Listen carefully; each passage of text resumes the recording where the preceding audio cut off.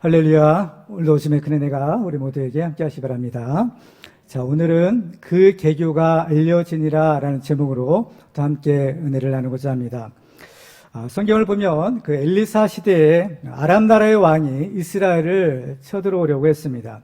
근데 번번이 그의 계획이 알려져서 결국에는 실패로 돌아가고 맙니다.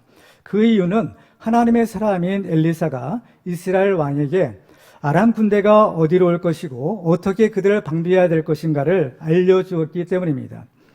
엘리사는 그러면 어떻게 그 아람 나라의 군사의 비밀을 알 수가 있었을까요? 그 이유는 하나님께서 그와 함께 하셔서 모든 것을 알려주셨기 때문입니다. 오늘 본문에도 비슷한 사건이 등장하고 있습니다. 유대인들이 사울을 죽이려고 공모했을 때 그 계교가 알려져서 번번이 그들의 계획이 실패로 돌아가고 맙니다. 그 이유는 하나님께서 사울과 함께하여 주셔서 그들의 계교를 알려주셨기 때문입니다. 성경을 보면 엘리사를 가리켜서 하나님의 사람이라는 칭호를 붙이고 있습니다. 성경에는 엘리사처럼 하나님의 사람이라는 칭호를 받은 사람들이 여럿이 있는데요. 모세라든지 사무엘이라든지 다윗과 같은 사람을 들 수가 있습니다. 이러한 사람들의 공통된 특징이 하나가 있는데 그것은 바로 하나님이 함께 하시는 사람이라는 뜻입니다. 이것을 바로 임마누엘의 축복이라고 우리가 부르는데 하나님께서 우리와 함께 하시는 축복이야말로 예수를 믿는 우리 성도들에게 주시는 최고의 축복이라고 볼 수 있을 것입니다. 그러면 우리는 어떻게 하면 하나님이 함께 하시는 축복을 받고 하나님의 사람이 될 수가 있을까요? 오늘 말씀을 통해서 우리는 하나님이 함께 하시는 사람들이 다 되시기를 주님의 이름으로 축원합니다. 자, 우리가 이 하나님의 사람이 되려면 첫 번째로 하나님을 바라보아야 합니다. 자, 오늘 본 23절 말씀을 보시면 여러 날이 지남에 유대인들이 사울 죽이기를 공모하더니 라고 기록합니다. 자, 유대인들이 사울을 죽이려고 공모했다라고 하죠. 그러면 왜 유대인들은 바로 이 사울을 죽이려고 했을까요? 우리는 그 이유를 바로 22절에서 찾아볼 수가 있습니다. 22절 말씀 보실까요? 우리 같이 읽겠습니다. 시작. 사울은 힘을 더 얻어 예수를 그리스도라 증언하여 다메섹에 사는 유대인들을 당혹하게 하니라. 아멘. 사울은 바리새인 중에 바리새인이었고 또한 당대의 최고의 학자인 가말리엘의 제자로서 성경과 헬라 철학에 아주 능통한 사람이었습니다. 여기에 예수 그리스도의 복음으로 무장한 사울이 담대하게 복음을 전하니까 그와 논쟁에서 그 누구도 이길 수가 없었던 것입니다. 결국 그들은 사울을 죽이기로 작정하고 그 구체적인 세부 계획을 세우는 것입니다. 다메섹에 사는 수많은 유대인들이 바로 사울 한 사람을 죽이기로 결의했다면 사울은 이미 죽은 목숨이나 다를 바 없을 것입니다. 그런데 놀라운 반전이 일어나게 됩니다. 오늘 24절에 보시면 그 계교가 사울에게 알려지니라 라고 했습니다. 그 계교가 알려졌다고 했는데 여기서의 계교라는 말은 바로 헬라어로는 에피블레라는 단어입니다. 바로 이 말의 뜻은 상대를 해치고자 하는 악한 계획을 가리키는 말입니다. 그러니까 지금 유대인들이 사울을 죽이기를 공모했다라고 했는데 바로 그것을 가리키는 말이 계교라는 단어인 겁니다. 그런데 그 계교가 바로 사울에게 알려지게 되었다라는 겁니다. 특별히 사울에게 알려지니라라는 말에 해당되는 이 헬라어 단어가 디노스코어라는 단어인데 이 말의 뜻은 아주 자세하게 알다라는 뜻을 가진 말입니다. 그리고 이 문법적인 형태는 수동태예요. 그러니까 그들의 유대인들의 사울을 죽이고자 하는 계교가 아주 자세하게 드러났다는 겁니다. 마치 사울이 그 유대인들의 공모하고 있는 그 현장에 있었던 것처럼 바로 그들의 계획이 자세하게 알려지게 되었다라는 것입니다. 이것은 사울이 알려고 해서 하는 것이 아니었습니다. 사울은 사실 아무것도 모르고 있었는데 바로 그들의 유대인들의 계교가 어떻게 해서 이 사울에게 알려지게 된 거죠. 이것은 마치 아람 나라의 왕이 이스라엘을 공격하기 위한 계획을 바로 이 엘리사가 다 알고 있었던 것과 같은 모습인 것입니다. 그러면 과연 누가 이 사울에게 그 유대인들의 계교를 알려주었을까요? 분명히 누군가는 사울에게 그 사실을 알려주었을 것입니다. 그런데 오늘 본문에는 바로 그 사람에 대한 기록은 없어요. 다만 사울에게 그 개교가 알려졌다라는 그러한 기록만 있는 것입니다. 그러면 누가 그 개교를 사울에게 알려주었을까요? 그것은 바로 살아계신 하나님이신 겁니다. 따라서 누가 사울에게 그 일을 알려주었든 그 사람은 단지 하나님께서 사용하시는 하나님의 도구였을 뿐인 것입니다. 중요한 것은 누가 알려줬느냐? 바로 하나님께서 그 개교를 사울에게 알게 하신 것입니다. 그래서 알려지니라는 그러한 문법의 형태가 수동태인 겁니다. 바로 누구에 의해서? 하나님에 의해서 알려지게 되었다라는 것입니다. 오늘 본문은 우리에게 중요한 교훈을 주고 있습니다.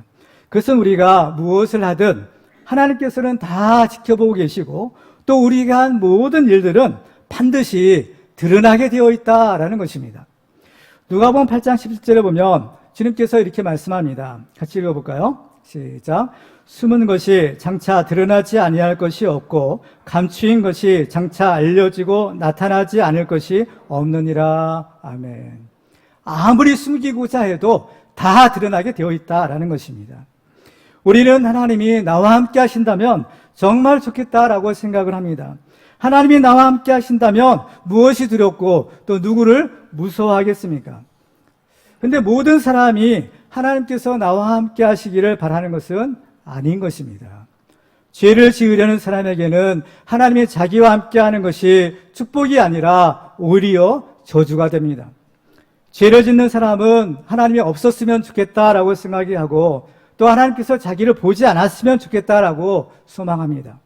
그래서 대부분 죄를 짓는 사람들은 밝은 대낮보다는 어두운 밤을 좋아하고 사람들이 많은 것보다는 인적이 드문 은밀한 곳에서 죄를 짓는 것입니다. 그렇지만 중요한 사실은 하나님은 어느 곳에도 계시고 아무것도 하나님 앞에 숨길 것이 없다라는 것입니다. 다윗은 시편 139편에서 이렇게 고백합니다. 내가 주의 영을 떠나 어디로 가며 주의 앞에서 어디로 피하리이까? 내가 하늘에 올라갈지라도 거기 계시며 스월에 내 자리를 펼지라도 거기 계시니이다. 하나님이 사울에게 그 계교를 알려주신 것은 바로 이 사울이 하나님의 안목을 가지고 있었기 때문인 것입니다. 그 이유를 우리는 18절에서 찾아볼 수가 있는데요. 사도행전 9장 18절을 읽겠습니다. 시작. 즉시 사울의 눈에서 비늘 같은 것이 벗어져 다시 보게 된지라. 아멘. 우리는 지난 시간에 바로 이 구절에 다시 보게 된지라 라는 말의 의미를 살펴보았습니다. 다시 보게 되었다는 말의 의미는 단순히 못 보던 것을 다시 본다는 것이 아니라 바로 보지 못했던 것, 바로 땅만 보고 살았던 이 사울이 이제는 위에 계신 그 하늘에 계신 하나님을 보았다라는 그런 의미라는 것입니다. 그러니까 사울은 이제 위에 계신 부활하신 예수님을 보고 또 바로 그 위에 살아계신 하나님을 바라본 것입니다. 골로새 3장 1절을 같이 읽을까요? 시작. 그러므로 너희가 그리스도와 함께 다시 살리심을 받았으면 위의 것을 찾으라. 거기는 그리스도께서 하나님 우편에 앉아 계시느니라. 바로 다시 보게 된지라라는 것이 위의 것을 보게 되었다라는 의미인 것처럼 바로 예수 믿고 구원받은 우리들은 이제 바로 위에 있는 것, 위의 것을 찾는 삶, 위에 계신 하나님을 바라보는 삶을 살아야 한다라는 것입니다. 위에 계신 하나님을 바라보는 사람은 엄청난 큰 축복을 받게 됩니다. 그것은 바로 위에 계신 그 하나님의 안목으로 세상을 볼 수 있다라는 것입니다. 오늘 본문의 사울이나 엘리사나 모두가 다 하나님을 바라보며 살았기 때문에 그 하나님의 안목으로 세상을 볼 수 있었고 그 결과 하나님만 보실 수 있는 그 은밀한 것까지도 다 볼 수가 있었던 것입니다. 예레미야 17장 10절에 보면 나 여호와는 심장을 살피며 폐부를 시험하고 각각 그의 행위와 그의 행실대로 보응하나니 라고 말씀합니다. 우리가 하나님이 함께 하시는 이 하나님의 사람이 되면 사울이나 엘리사처럼 하나님을 바라보며 살아야 합니다.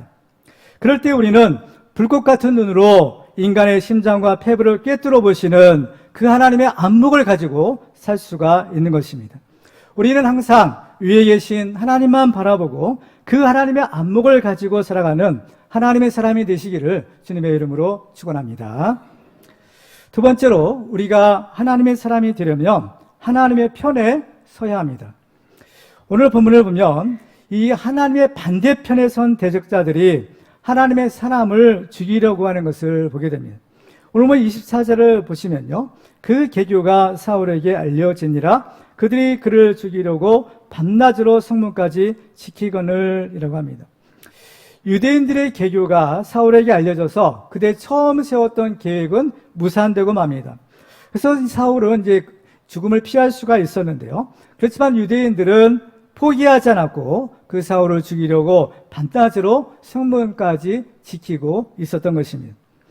그렇다면 이 성문을 지키고 있다면 달리 빠져나갈 어떤 구멍이 없기 때문에 이 사울은 마치 도관에 든 쥐처럼 죽은 목숨이 알릴 수가 없었습니다. 더군다나 고린도후서에 따르면 이때 유대인들만 사울을 잡으려고 하는 것이 아니라 이 유대인들과 결탁한 아레다 왕의 신하도 사울을 잡으려고 했던 것을 보게 됩니다. 고린도후서 11장 32절과 33절을 보시면요, 다메섹에서 아레다 왕의 고관이 나를 잡으려고 다메섹 성을 지켰으나 나는 광주리를 타고 들창문으로 성벽을 내려가 그 손에서 벗어났노라. 그때 이제 장면을 이제 바울이 고린도 교회 성도들에게 알려주는 내용입니다. 그렇지만 유대인들과 아레다 왕의 신하는 결코 사울을 잡을 수가 없었습니다. 왜냐하면 바울이 이제 그 편지에서 고백한 것처럼 이 사울의 제자들이 있었는데 그들이 밤에 이 사울을 광주리에 담아서 바로 그 성에서 내려주었기 때문입니다. 오늘 보면 25절에도 그 사실을 이렇게 밝히고 있어요. 그의 제자들이 밤에 사울을 광주리에 담아 성벽에서 달아내리니라. 이것은 마치 옛날 여리고 성에서 그 기생 라합이 이스라엘 정탐꾼들을요, 성벽 있는 그 창으로 줄로 내려주었던 것과 같은 방법이라고 볼 수가 있는 것입니다. 정말 사울은 기적과 같은 방법으로 이 죽음에서 살아나게 됩니다. 근데 이러한 기적은 한 번만 있는 것이 아니라 또다시 일어나는 것을 보게 됩니다. 자, 오늘 28절과 29절을 우리 같이 읽겠습니다. 시작. 사울이 제자들과 함께 예루살렘에 출입하며 또 주 예수의 이름으로 담대히 말하고 헬라파 유대인들과 함께 말하며 변론하니 그 사람들이 죽이려고 힘쓰거늘. 아멘. 자, 이제 다메섹에서 탈출한 이 사울이 어디로 가는가 하면 예루살렘으로 이제 가게 됩니다. 근데 그 예루살렘에서도 또 이 복음을 열심히 전하게 됩니다. 근데 그 결과는 무엇이었는가? 바로 그 예루살렘의 성에 있는 유대인들이 바로 이 사울을 죽이려고 힘을 썼다라는 것입니다. 여기서 힘을 썼다라고 했는데 이 말의 문법적인 형태는 미완료형이라는 것을 우리는 보게 됩니다. 이것의 의미는 무엇인가 하면 그들이 사울을 죽이려고 한 번, 두 번 시도했다가 실패하고 마는 것이 아니라 계속해서 아주 집요하게 사울을 죽이려고 했다라는 것입니다. 계속형이라는 것. 그렇지만 그들의 노력은 이번에도 역시 성공하지 못하게 됩니다. 그 이유를 오늘 보면 30절에서는 이렇게 기록하고 있어요. 30절 읽어볼까요? 시작. 형제들이 알고 가이사랴로 데리고 내려가서 다소로 보내니라. 아멘. 자, 여기서 보면 형제들이 알았다라고 했습니다. 무엇을 알았다는 것일까요? 바로 유대인들이 사울을 죽이려는 그 계략을 알았다라는 겁니다. 다메섹에서도 그렇고 이 예루살렘에서도 사실 사울이 한 것은 아무것도 없었습니다. 사울은 아무것도 모르고 있었지만 그 믿음의 형제들이 뭔지 알고 이 사울을 안전한 곳으로 피신시켜 주었던 것입니다. 성경은 이 형제들의 이름이나 신상에 대해서는 역시 기록하고 있지 않습니다. 다메섹에서 사울을 바구니에 달아서 내려준 제자들에 대해서도 또 성경은 침묵하고 있습니다. 성경에 그들의 신상을 기록하지 않는 까닭은 그것이 중요하지 않기 때문인 겁니다. 그 사람들 자체가 누구냐가 중요한 것이 아니라 그들이 하나님의 편에 서서 하나님께 쓰임받았다는 것, 그 사실이 중요한 것입니다. 사도행전을 보면 사울이 죽음의 위기에 처했을 때 이렇게 누군가의 제보로 기적적으로 구원을 받은 사건이 모두 3번에 걸쳐서 일어나게 됩니다. 오늘 본문에 그 2번의 사건이 기록되어 있고 또 한 번은 바울이 이제 나중에 예루살렘을 다시 오게 되는데 그때 일어났던 일입니다. 그때 예루살렘에는 바울을 죽이기 전에는 먹지도 아니하고 마시지도 아니하겠다라고 맹세한 40명의 결사대가 조직되었습니다. 그들은 바울이 가는 길목을 이렇게 지키고 있다가 그 기습해서 그 바울을 죽이려는 계략을 세우게 됩니다. 근데 이 사실을 바울에게 알려준 사람이 있었다라는 겁니다. 사도행전 23장 16절에 보시면 바울의 생질이 그들이 매복하여 있다함을 듣고 와서 영내에 들어가 바울에게 알린지라. 이처럼 바울이 죽을 고비에서 그 계교가 알려지게 된 것은 모두가 3번이었습니다. 한 번이라면 우연히 그럴 수 있겠다라고 생각이 될 수 있어요. 그렇지만은 한 번이 아니라 2번이요. 2번도 아니라 3번이나 똑같은 일이 반복되었다라면 그것은 절대로 우연일 수는 없는 것입니다. 성경에서의 3이라는 숫자는 완전수를 의미하는 숫자입니다. 이것은 3번만이 아니라 앞으로도 계속해서 그렇게 된다라는 것을 암시하는 것입니다. 성경에서 바울이 이런 식으로 구원받은 사건을 3번씩이나 기록한 것은 또한 우리에게 주시는 교훈이 있는 것입니다. 우리에게 과연 어떤 교훈을 주고 계시는 걸까요? 그것은 우리는 하나님의 편에 서야 한다라는 것입니다. 우리가 하나님의 편에 서서 하나님께 속한 사람이 되면 어떤 죽을 고비를 만나도 하나님께서 우리를 도와주셔서 우리는 죽지 않고 살아난다라는 것을 바로 이 사울을 통해서 우리에게 보여주시는 것입니다. 시편 94편에도 보면 이렇게 말씀합니다. 그들이 모여 의인의 영혼을 치려하며 무죄한 자를 정죄하여 피를 흘리려 하나 여호와는 나의 요새이시오 나의 하나님은 내가 피할 반석이시라 라고 말하고 있습니다. 우리가 하나님의 편에 서면 바로 하나님이 함께 하시는 축복을 받을 수가 있습니다. 그렇지만 이 하나님의 반대편에 서서 하나님의 대적자가 된다면 그 결말은 멸망으로 끝나는 것입니다. 하나님의 성전의 모퉁이돌이 되신 예수님께서 이렇게 말씀합니다. 마태복음 21장 44절 말씀을 보시면 이 돌 위에 떨어지는 자는 깨지겠고 이 돌이 사람 위에 떨어지면 그를 가루로 만들어 흩으리라. 아멘. 이 세상에는 서로 함께 할 수 없는 것들이 있습니다. 양립할 수 없는 것들이 있는데 예를 들면 빛과 어둠은 서로 양립할 수가 없습니다. 또 진리와 거짓도 서로 공존할 수가 없습니다. 또한 생명과 사망도 함께 있을 수 없는 것입니다. 그 때문에 우리는 바로 이 둘 중에 하나를 선택해야 되는 겁니다. 우리는 어느 편에 서야 될지를 우리가 결단해야 됩니다. 우리가 하나님의 편에 서게 되면 우리는 온 세상이 바로 내 편에 서 있다라는 사실을 발견할 수가 있습니다. 왜냐하면 온 세상의 중심이 바로 하나님이시기 때문인 것입니다. 이것이 나의 삶의 중심을 하나님께로 옮긴 사람이 누리는 축복인 것입니다. 우리가 하나님의 편에 서게 되면 우리는 하나님이 함께하여 주시는 은혜를 받을 수가 있는데 특별히 하나님이 주시는 은혜는 2가지로 나눌 수가 있습니다. 오늘 본문과 비추어서 그 은혜를 생각해 본다면 우리 주시는 은혜는 2가지로 생각할 수 있는데 그것은 첫째로는 가려주시는 은혜요. 또 한 가지는 드러내주시는 은혜인 겁니다. 바로 이 사울의 경우를 우리가 비추어 본다면 사울도 또한 가려주시는 은혜를 받았고 드러내주시는 은혜를 받았던 것을 보게 됩니다. 가려주시는 은혜는 무엇이었는가?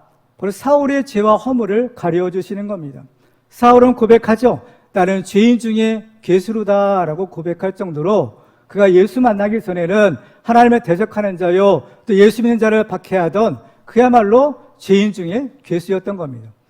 사실 사울뿐만 아니라 우리 모두가 다 죄가 없는 사람이 없는 겁니다. 다 죄와 허물이 있는 사람들인 겁니다. 그렇지만 하나님의 은혜는 무엇인가 하면 우리의 죄와 허물을 주님이 다 가려주신다는 거예요. 덮어주신다는 겁니다. 그 속죄서의 은혜처럼 하나님께서 예수 그리스도의 그 보혈로서 우리의 모든 죄와 허물을 가려주시는 은혜를 주시는 겁니다. 또한 사울에게는 드러내주시는 은혜를 주셨습니다. 드러내주시는 은혜는 무엇이었을까? 바로 오늘의 본문의 사건처럼 이 사울을 죽이려는 그 유대인들의 그 계교를 드러내게 하시는 은혜를 주신 것입니다. 아무도 모르게 은밀하게 모의한 그 계교를 하나님은 낱낱이 다 드러내게 해주신 것입니다. 우리는 항상 하나님의 편에 서서 하나님의 은혜를 받고 하나님이 함께 하시는 축복의 주인공들이 되시기를 주님의 이름으로 축원합니다. 마지막으로 우리가 하나님의 사람이 되려면 하나님을 두려워해야 합니다. 오늘 본문에는 이제 사울이 다소로 내려간 이후에 있었던 일을 이렇게 기록합니다. 31절에 보시면 그리하여라는 말로 시작돼요. 이 그리하여라는 단어는 앞부분에 있었던 일의 결과가 무엇이었냐라는 것을 알려주는 접속사입니다. 그러면 앞부분에서 일어난 일들은 무엇이었을까요? 우리가 살펴본 대로 그 유대인들이 아주 집요하게 사울을 죽이려고 했던 그 일입니다. 근데 그 결과가 어떻게 되었을까요? 자, 31절을 같이 읽도록 합니다. 시작. 그리하여 온 유대와 갈릴리와 사마리아 교회가 평안하여 든든히 서가고 주를 경유함과 성령의 위로로 진행하여 수가 더 많아지니라. 아멘. 유대인들의 개교는 정말 끊임없이 계속되고 있었지만, 그렇지만 하나님의 은혜는 바로 하나님의 교회를 평안하게 든든히 세워주고 또 그 믿는 자들의 숫자가 더 많아지는 축복을 주셨던 것입니다. 이것은 정말 예상 밖의 결과가 아닐 수가 없습니다. 정말 어려운 일, 극심한 환난과 이 박해를 받았지만 오히려 정반대로 교회는 더 평안해지고 더 부흥하는 모습을 보이는 것입니다. 그러면 왜 교회는 이러한 어려운 가운데서 놀라운 이러한 축복을 받을 수가 있었을까요? 그 이유는 바로 오늘 본문 31절에서 우리가 찾아볼 수 있습니다. 그것은 바로 주를 경외함과 성령의 위로, 바로 이것이 있었기 때문인 겁니다. 먼저 이 성령의 위로에 대해서 살펴본다면 이 위로라는 말은 헬라어로 파라클레세이라는 단어인데 이 말의 뜻은 격려, 또 권면, 또 위로, 이런 뜻을 가진 단어입니다. 근데 우리가 성령을 가리켜서 보혜사 성령님이라고 부르잖아요. 근데 이 보혜사라고 할 때 이 보혜사라는 단어가 헬라어는 파라클레토스라는 단어인 겁니다. 그러니까 바로 이 위로라는 말과 같은 어원을 가진 단어인 겁니다. 그러니까 이 보혜사 성령님이라는 뜻은 바로 돕는 분, 우리를 위해서 변호하시는 분, 우리를 위로하시는 분, 이런 뜻을 가지고 있는 겁니다. 따라서 성령의 위로로 진행되었다라는 말의 의미는 성령님이 도와주셨다라는 그러한 뜻인 겁니다. 그러면 이 교회를 또 그 성도들을 도와주었던 성령님은 누구신가요? 이 성령님은 삼위일체 하나님이신 것입니다. 그 하나님의 영이 도와주신다면 어떤 어려운 상황에 우리가 있을지라도 우리는 바로 더욱 견고해지고 더 성장하는 그러한 축복을 받게 되는 것입니다. 우리는 이 성령의 충만함을 받아야 됩니다. 예수님이 요한복음 16장에서 성령님에 대해서 이렇게 증언하시는 것을 보게 됩니다. 요한복음 16장 13절을 우리 같이 읽어볼까요? 시작.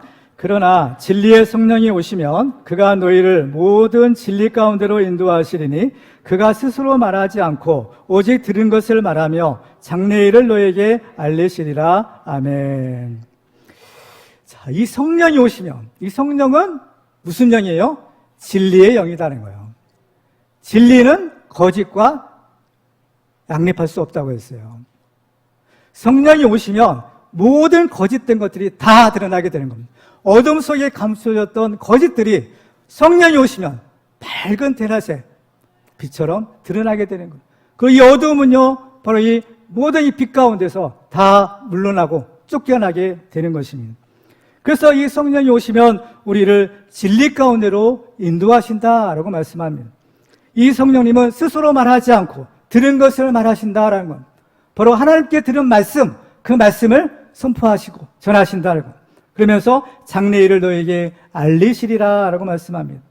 여기서 보면 너에게 알리시리라고 하시는데, 바로 오늘 본문에 보면 이 사울을 죽이려는 그 계교가 알려지게 되었다라고 하셨는데, 그 계교가 알려지게 된 것은 그러니까 누구의 역사요? 성령님의 역사였다라는 것입니다.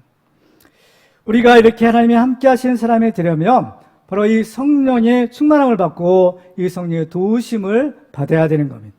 그러면 우리는 언제 이 성령의 위로, 성령의 도우시는 은혜를 받을 수가 있을까요?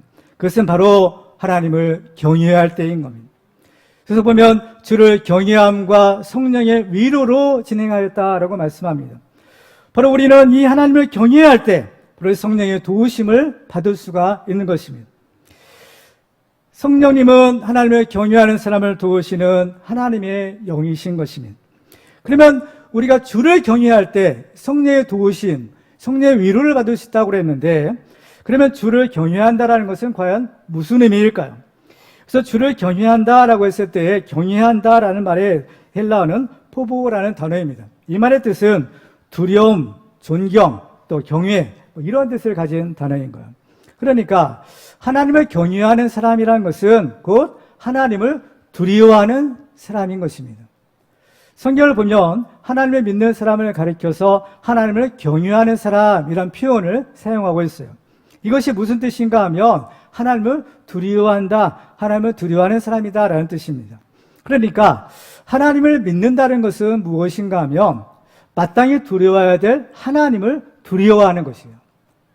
우리가 믿습니다 하지만 그 믿는다는 의미가 무엇인가 하면 그 하나님을 두려워하며 사는 것이다 라는 것입니다. 예수님은 하나님을 두려워하라 라고 말씀합니다. 누가복음 12장 5절 말씀을 보실까요? 같이 읽도록 하겠습니다. 시작.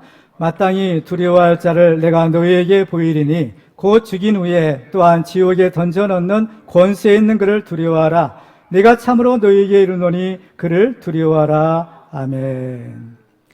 그를 두려워하라. 하나님을 두려워하는 사람이 하나님을 믿는 사람이라는 겁니다. 이와 반대로 하나님을 두려워하지 않는 사람은 하나님을 믿지 않는 사람인 것입니다. 하나님을 믿지 않는 사람, 하나님을 두려워하는 사람은 어떤 삶을 살게 될까요? 그야말로 방종의 삶을 살게 되는 겁니다. 하나님의 말씀대로 살지 않고 제 속에 오른 대로, 제 뜻에 오른 대로 살게 되는 거예요. 그러면 결국에는 허랑방탕한 삶을 살다가 마지막에는 멸망으로 끝나게 되는 것입니다.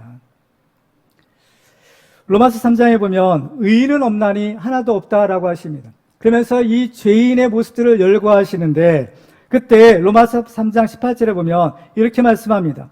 그들의 눈앞에 하나님을 두려워함이 없느니라 함과 같다. 각종 죄를 저지르는 사람들의 특징이 뭐냐? 하나님을 두려워하지 않는다는 겁니다. 하나님을 두려워하지 않기 때문에 죄를 짓는 겁니다. 하나님을 두려워하지 않는 자가 불신자요 악인이라는 겁니다. 이 하나님을 두려워하지 않게 되면 정말 무서운 일이 일어나게 되는 겁니다. 이 하나님을 두려워하지 않는 사람은 교회 바깥에만 있는 것이 아니라 교회 안에도 얼마든지 있을 수가 있는 것입니다. 그 증거로서 사도행전 5장에 보면 아나니아와 삽비라 사건을 기록하고 있습니다. 사도행전 5장 3절 이하의 말씀을 보면 이렇게 기록합니다. 베드로가 이르되 아나니아야 어찌하여 사탄이 내 마음에 가득하여 내가 성령을 속이고 땅값 얼마를 감추었느냐. 땅이 그대로 있을 때에는 내 땅이 아니며 판 후에도 내 마음대로 할 수가 없더냐. 어찌하여 이 일을 내 마음에 두었느냐. 사람에게 거짓말한 것이 아니요 하나님께로다. 아나니아가 이 말을 듣고 엎드려져 혼이 떠나니 이 일을 듣는 사람이 다 크게 두려워하더라. 결말이 뭡니까? 이 일을 듣는 사람이 다 크게 두려워했다라는 겁니다. 그리고 아나니아에 이어서 삽비라마저 죽음을 당했을 때 이 사건의 결론을 이 본문은 이렇게 기록합니다. 사도행전 5장 11절 말씀을 같이 읽겠습니다. 시작. 온 교회와 이 일을 듣는 사람들이 다 크게 두려워하니라. 아멘. 아나니아가 죽었을 때도 이 일을 듣는 사람이 다 크게 두려워했다라고 했고 삽비라마저 죽었을 때에 온 교회와 이 일을 듣는 사람들이 다 크게 두려워했다라는 것입니다.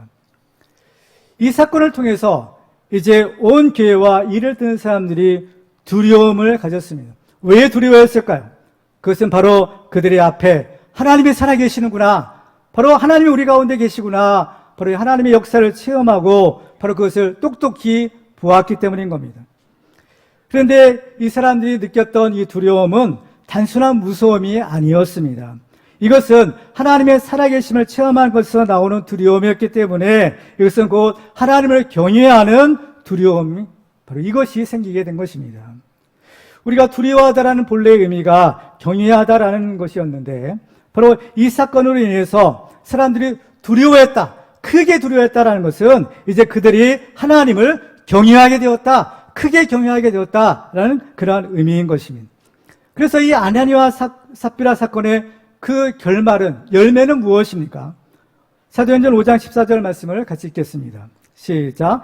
믿고 주께로 나오는 자가 더 많으니 남녀의 큰 무리더라. 아멘. 바로 이것이 하나님께서 그 죄를 드러나게 하신 이유인 것입니다. 하나님은 결코 죄를 용납하시는 분이 아니십니다. 죄가 있는 곳에는 거룩하신 하나님이 절대로 함께 하실 수 없는 것입니다. 따라서 우리가 하나님의 사람이 되고 우리 교회가 우리 교회 오르의 피혈처럼 큰 무리가 죽게 도하여지는 교회가 되려면 바로 하나님을 두려워해야 되는 겁니다. 그럴 때 우리는 하나님이 함께 하시는 참된 성도가 될 수 있고 우리 교회는 하나님이 함께 하시는 부흥하고 성장하는 좋은 교회가 될 수 있는 것입니다. 요한계시록에 보면 하늘의 천사가 전하는 복음이 기록되어 있습니다. 본래 복음이란 것은 하나님께서 우리 사람에게 맡겨주신 사명입니다. 그렇죠? 이 전도의 이 사명, 하나님께서 우리 인간에게 주신 고유의 사명입니다. 그런데 요한계시록을 보면 하늘의 천사가 이 복음을 선포하는 장면이 있는 겁니다. 자, 요한계시록 14장 6절과 7절 같이 읽습니다. 시작. 또 보니 하늘 천사가 공중에 날아가는데 땅에 거주하는 자들 곧 모든 민족과 종족과 방언과 백성에 전할 영원한 복음을 가졌더라. 그가 큰 음성으로 이르되 하나님을 두려워하며 그에게 영광을 돌리라. 이는 그의 심판의 시간이 이르렀음이니 하늘과 땅과 바다와 물들의 근원을 만드신 이를 경배하라 하더라. 아멘. 천사가 전한 복음의 내용이 무엇입니까? 하나님을 두려워하여 하나님께 영광을 돌리라라는 겁니다. 하나님을 두려워하는 사람만이 하나님께 영광을 돌릴 수가 있고 하나님을 두려워하는 사람만이 참되게 하나님을 믿을 수가 있는 것입니다. 그래서 이 구원받는 성도들의 찬양이 있어요. 바로 요한계시록 15장 4절에 이렇게 기록합니다. 같이 읽을까요? 시작.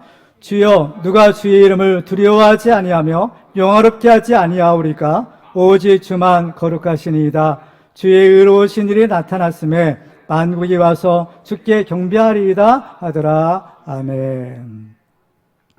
하나님을 두려워할 줄 아는 사람만이 하나님을 믿을 수 있고 그 하나님을 믿는 사람만이 그 거룩하신 하나님께 영광을 돌리는 참된 하나님의 구원받은 백성이 될 수가 있는 것입니다.